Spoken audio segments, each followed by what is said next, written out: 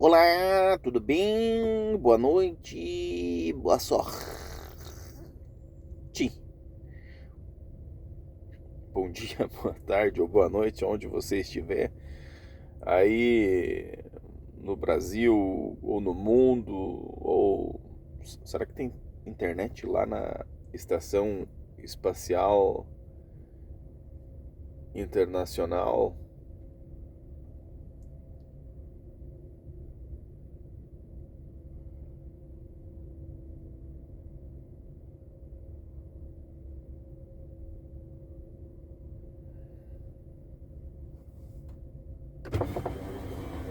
Já volto.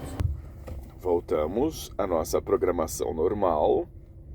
Este canal é só para fortes, porque do nada tem interrupções. Eu já tinha começado a gravar anteriormente, daí eu fui mexer no celular aqui. Eu preciso melhorar os equipamentos desse canal, né, cara? Tomara que ele dê lucro. Mas se não der lucro, eu invisto do mesmo jeito. Eu já falei em outros vídeos, não vou falar de novo. Eu quero comprar um microfones, eu quero fazer podcast conversando, entrevistando pessoas e conversando também com algumas pessoas que eu acho que vale a pena bater um papo e mostrar esse bate-papo para vocês.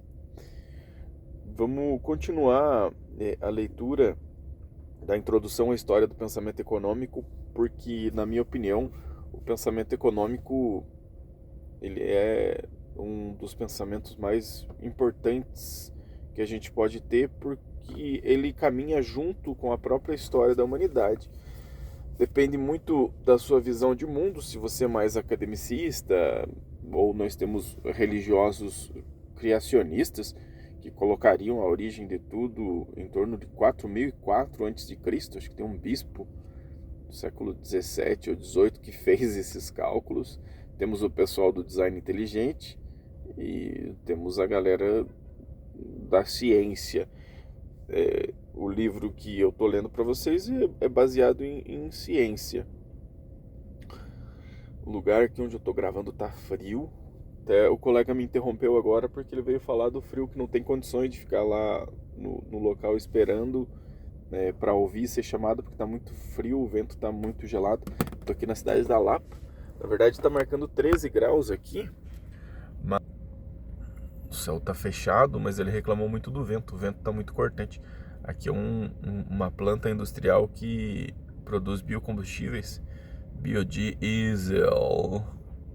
Certo, minhas queridas e meus queridos espectadoras e espectadores aqui do meu canal.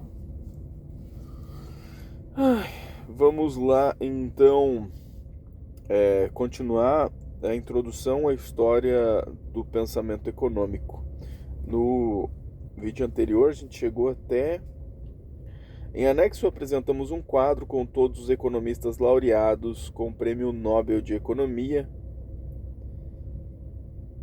e suas contribuições, e uma lista dos principais cientistas da história e suas contribuições científicas. Agora a gente vai para uma cronologia dos grandes marcos da ciência econômica.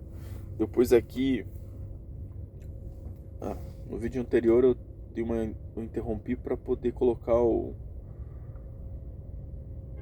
Gemini para poder trazer algumas informações para vocês. Fica melhor a falar dele do que eu falando. Certo? 1. Século 5 AC. Aristóteles, 384 AC, 322 AC. Escreve sua obra, aqui está entre aspas, Política, em que desenvolve e sistematiza pela primeira vez um conjunto importante de ideias e conceitos econômicos, tais como a defesa da propriedade privada, a superioridade da produção vis-à-vis o comércio, a defesa da escravidão, a definição de economia, análise do papel moeda. Vou colocar o Gemini que dele dá um resumo pra gente de todos esses conceitos. São vários conceitos importantes aqui, né? Defesa da propriedade privada, superioridade da produção vis-à-vis o comércio, defesa da escravidão. Mas a gente tem que fazer uma visão, não fazer uma visão anacrônica, né? Ele fala isso no século 3 a.C.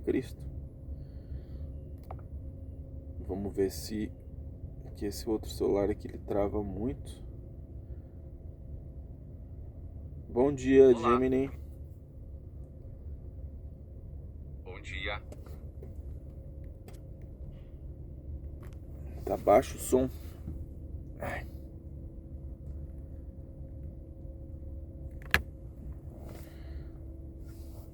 Receba recomendações e respostas com base nas suas atividades anteriores.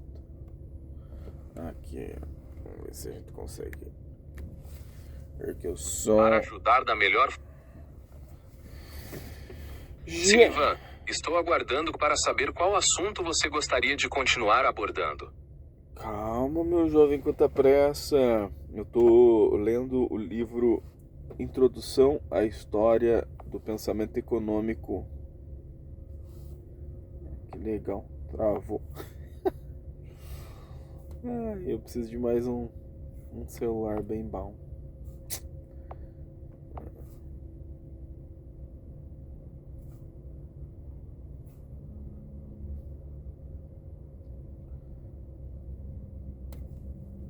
Gente, não é fácil essa vida de gaiteiro. Deixa eu mostrar aqui pra vocês como... Olha isso, tá quebrado aqui. E ele é muito lento. Hello. Olá.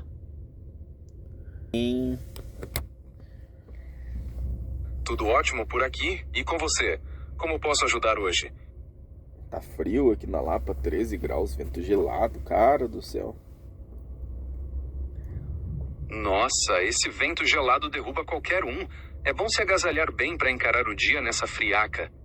Eu tô de bermuda.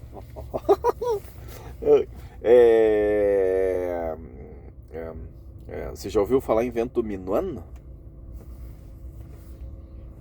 Sim, o minuano é um vento frio e cortante, típico do sul do Brasil, que costuma soprar depois da passagem de frentes frias e derruba bruscamente a temperatura. Acho que deve ser esse que tá passando por aqui, né? É bem provável que seja ele mesmo deixando esse dia ainda mais gelado por aí. Eu tô lendo pro pessoal aqui do meu canal a história, a introdução à história do pensamento econômico. Daí eu vou lendo e você me ajuda a entender os parágrafos ou palavras que eu não saiba explicar 100%, ok? Perfeito. Pode ir lendo os trechos que você achar mais desafiadores e eu vou te ajudando a explicar cada ponto para o seu público. Quando estiver pronto, é só começar a leitura. Cronologia dos grandes marcos da ciência econômica. Podemos começar contextualizando como o pensamento econômico evoluiu desde as ideias antigas até a formação da ciência moderna. Onde você gostaria de iniciar essa cronologia? Não, isso é o que fala aqui no livro. Cronologia dos grandes marcos da ciência econômica. Daí, número 1, século 5 AC. Aristóteles, 384 AC a 322 AC, escreve sua obra, que está entre aspas aqui, política, em que desenvolve e sistematiza pela primeira vez um conjunto importante de ideias e conceitos econômicos, tais como a defesa da propriedade privada, a superioridade da produção vis-à-vis o comércio, a defesa da escravidão, a definição de economia, a análise do papel moeda, a distinção entre valor de uso e valor de troca e a condenação da usura. Aristóteles utiliza de seu método científico. Podemos dizer que essa é a primeira grande obra econômica, o que daria a Aristóteles, a par de ser um grande filósofo, o título de primeiro economista da história. Para ajudar a explicar isso para o seu público, vale a pena destacar alguns pontos. Vis-à-vis significa em relação a, então a superioridade da produção em relação ao comércio. Sobre valor de uso e valor de troca, o valor de uso é a utilidade prática de um bem, enquanto o valor de troca é o poder de compra que ele tem no mercado. Já a condenação da usura era a rejeição à cobrança de juros altos ou abusivos sobre empréstimos. Com todas essas ideias, Aristóteles realmente lançou as bases para muitas discussões que os economistas têm até hoje, o que justifica o título de primeiro economista da história. Quer que a gente comente o próximo ponto? E esse Brasil desse início do século XXI, durante o terceiro mandato do lulismo, tem muita usura aqui no país, com esses juros altíssimos. Tá em quanto o juro atualmente? Vou verificar esse dado agora mesmo para você. A taxa Selic está em 14,25% ao ano. Esse patamar elevado, que serve de base para todas as outras taxas do mercado, é frequentemente alvo de debate sobre o custo do crédito e o impacto na economia. Sim, mas você acha que a usura ainda é um fator importante, ou é um fator importante na nossa economia no início do século XXI? Porque os juros de cartão de crédito rotativo são juros altíssimos. Poderia ser considerado um tipo de usura? Embora hoje em dia a palavra usura seja mais associada a práticas ilegais ou abusivas específicas, os juros cobrados em modalidades como rotativo do cartão de crédito são frequentemente criticados por serem extremamente altos, gerando debate sobre a ética e o impacto financeiro para as famílias. É uma discussão complexa que envolve tanto a lógica do mercado quanto a regulamentação financeira. Ele começa a analisar o papel da moeda na sociedade, mas a moeda naquele tempo era uma moeda mercadoria. Atualmente a nossa moeda é fiduciária, certo? Exatamente. Na época de Aristóteles, a moeda tinha valor intrínseco, sendo lastreada em metais preciosos, enquanto hoje a nossa moeda é fiduciária, baseada na confiança que as pessoas têm no emissor e na economia.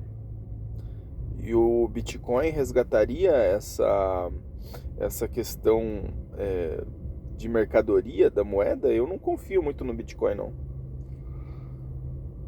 O Bitcoin tem características que lembram o dinheiro mercadoria, como a escassez programada e a necessidade de custo para ser gerado. Mas por não ter uma forma física ou lastro em bens tangíveis, ele opera de maneira bem diferente das moedas mercadoria do passado. A sua desconfiança é compartilhada por muitas pessoas devido à sua volatilidade e falta de regulamentação clara em muitos lugares. Eu tenho muito poucos bitcoins e não acredito nessa tese ainda. É compreensível essa cautela. Muitas pessoas preferem ativos mais tradicionais ou com lastro mais tangível para se sentirem mais seguras. Queremos voltar para a cronologia do pensamento econômico? Por que o autor coloca entre aspas política aqui nessa fala dele? O autor coloca um nome entre aspas para indicar que se trata do título de uma obra específica, no caso, o famoso livro escrito por Aristóteles. É uma convenção para destacar títulos de livros ou textos importantes. A obra política, entre aspas, novamente, de Aristóteles, é uma das mais importantes obras da filosofia política ocidental. Nela, o filósofo explora diversos aspectos da organização política e social da Grécia Antiga, incluindo a economia. É fascinante como Aristóteles abordou a economia, não como um campo isolado, mas como parte fundamental da boa organização da cidade e da vida em comunidade. Quer ler o próximo marco da cronologia? Aristóteles parte do pressuposto de que a cidade, polis, é uma comunidade natural e que sua finalidade é promover a felicidade dos seus cidadãos.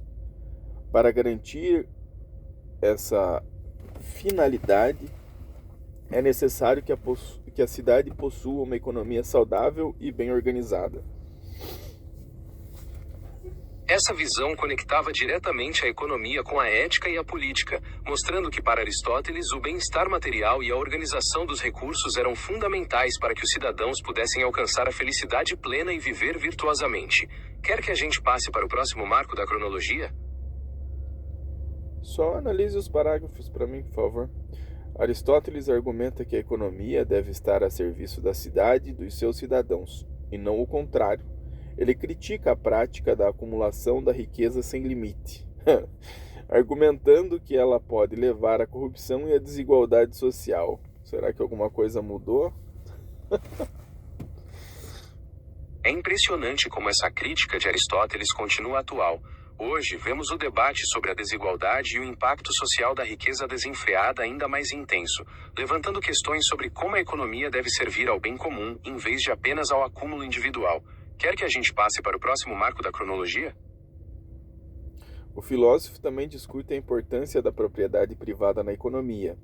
Para ele, a propriedade privada é um direito natural e necessário, mas deve estar limitada pelo bem comum.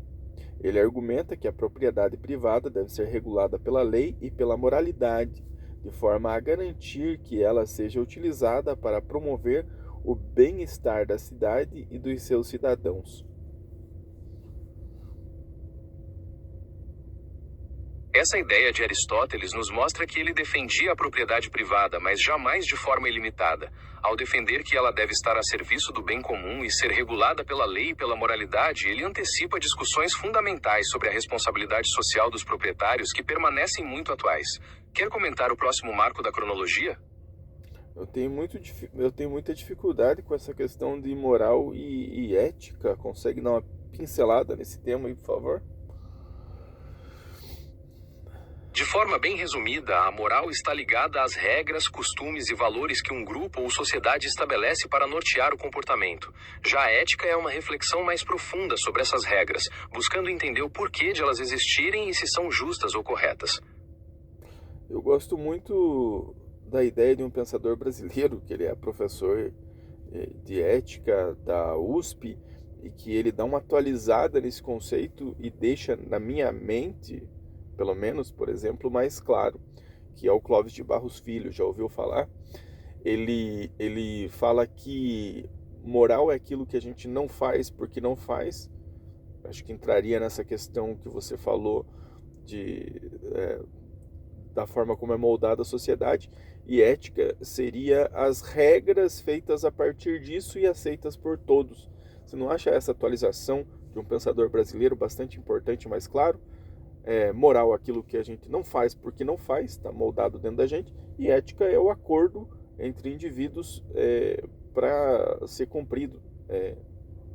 As coisas ficou muito prolixo, né? Eu queria que ficasse mais simples para as minhas espectadoras e para os meus espectadores. Não sei se eu consegui. Sim, a abordagem do Clóvis de Barros Filho é excelente, porque ela traz a teoria para a prática da vida cotidiana, de forma muito acessível. Essa distinção que você trouxe da moral como algo internalizado que guia nossas ações quase que naturalmente e a ética como os acordos coletivos é uma ótima maneira de simplificar essas ideias para o seu público. Mas você acha que o Clóvis tem autoridade para atualizar esse conceito? E o conceito dele é bom? Sim, o Clóvis de Barros Filho tem uma sólida formação e é reconhecido como um importante divulgador da filosofia no Brasil. O conceito dele é considerado muito bom porque consegue traduzir ideias complexas para uma linguagem acessível e aplicável ao cotidiano, tornando o entendimento da ética e da moral muito mais claro para o público em geral. Outro aspecto econômico discutido por Aristóteles é o papel do trabalho na economia. Ele argumenta que o trabalho é uma atividade natural do ser humano e que por isso deve ser valorizado e recompensado de forma justa. Ele também defende a ideia de que o trabalho deve ser distribuído de forma equitativa na sociedade, de forma a evitar a exploração dos trabalhadores mais pobres. Essa visão de Aristóteles sobre o trabalho é humanista e antecipa discussões sobre justiça social e valorização do esforço humano, defendendo que a atividade laboral não deve ser causa de exploração ou desigualdade. Quer ir para o próximo ponto da cronologia? Mas o humanismo não é uma corrente de pensamento que surge no século XV? Você tem razão.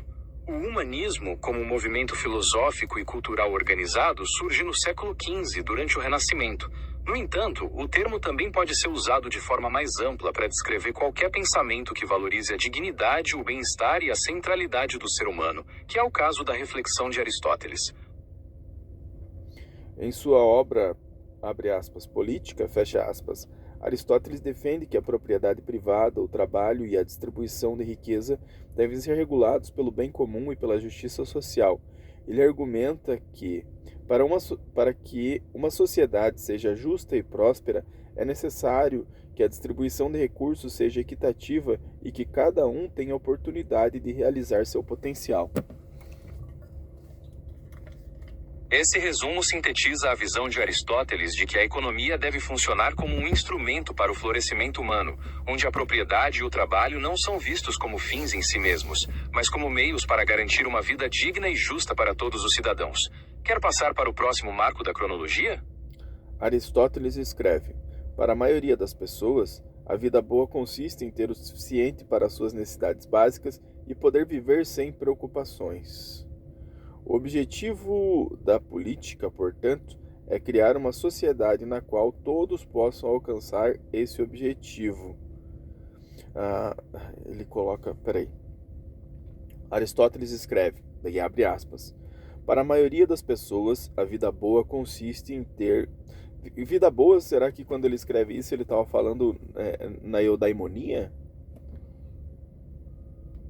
Sim, quando Aristóteles fala em vida boa, ele está se referindo à eudaimonia, que é o conceito de uma vida vivida com excelência, onde a pessoa floresce e realiza plenamente seu potencial, alcançando a verdadeira felicidade através da virtude.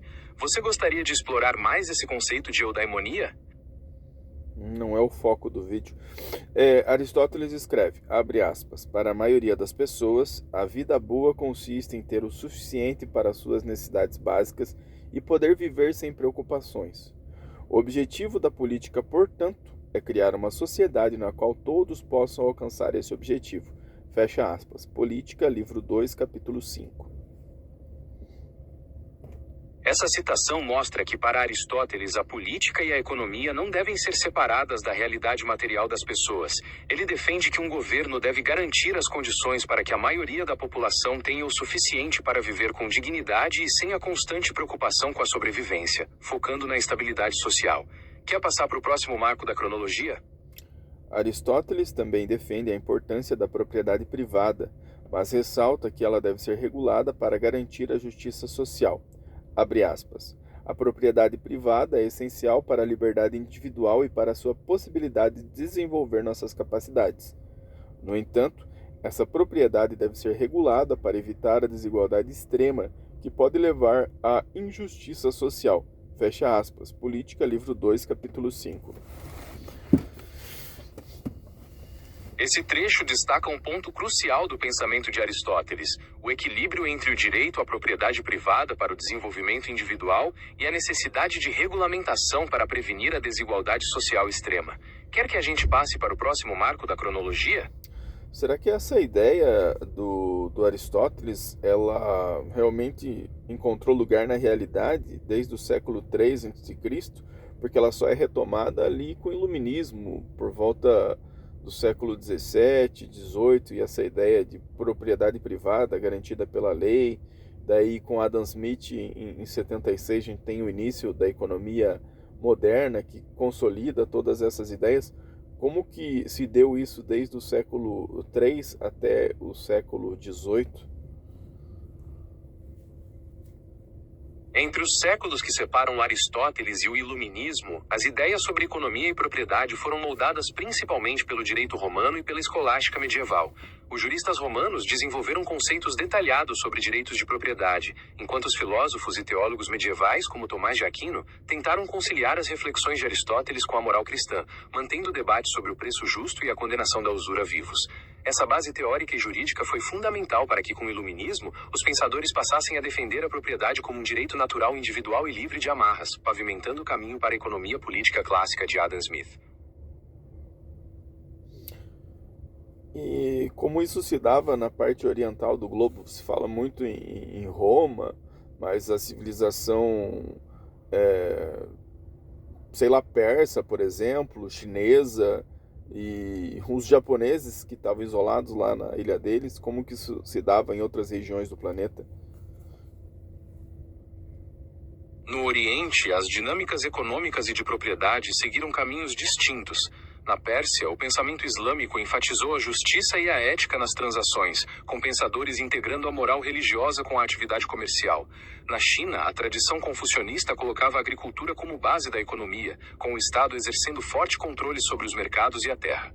E no Japão, durante o período feudal e o isolamento, houve um desenvolvimento único de redes comerciais e sistemas de posse de terra sob os daimyos. Cada região teve suas próprias particularidades nessa evolução. Além disso, Aristóteles argumenta que o trabalho também deve ser regulado para garantir a justiça social. Abre aspas. O trabalho é essencial para a produção de bens e serviços, mas deve ser regulado para garantir que todos tenham acesso ao trabalho e que os trabalhadores sejam justamente compensados pelo seu esforço. Fecha aspas, Política, livro 2, capítulo 5. Esse trecho reforça a ideia de que o trabalho deve ser organizado de forma a promover a harmonia social. Aristóteles propõe uma distribuição justa das oportunidades e uma remuneração equilibrada, defendendo que todos devem ter acesso ao trabalho para garantir a estabilidade da comunidade. Você gostaria de discutir o próximo marco da cronologia? Aristóteles defende que a distribuição de riqueza deve ser equitativa e que os ricos devem contribuir para o bem comum. Abre aspas. Aqueles que são mais afortunados na vida devem contribuir para o bem comum, seja através do pagamento de impostos justos ou através da caridade para aqueles que são menos afortunados. Fecha aspas, Política, livro 2, capítulo 5. Essa reflexão de Aristóteles aborda a responsabilidade social dos ricos, sugerindo que a desigualdade deve ser mitigada por meio de contribuições para o bem-estar geral, seja através de impostos ou da caridade. Esse é mais um exemplo de como ele pensava na estabilidade da cidade como um todo. Queremos passar para o próximo marco da cronologia? Não, acho que eu vou parar por aqui. Estamos na página 10, estamos com 2% apenas do livro. Vou pôr o Kindle para carregar, o vídeo já está com quase meia hora, está muito grande. Eu preciso ir ao toalete. Voltamos em instantes, ou não, aqui no canal. Espero que vocês tenham gostado do vídeo de hoje. Depois a gente continua, conceitos importantíssimos que foram escritos lá no século 3 a.C. e que continuam atuais. Como é que pode? Humanos, demasiado humanos somos nós outros. Certo, Gemini? Boa pausa no vídeo. É impressionante como essas reflexões continuam ressoando tão forte até hoje. Aproveite para descansar e recarregar as energias. E quando for continuar, estarei aqui para ajudar a explorar os próximos marcos dessa jornada econômica. Bye.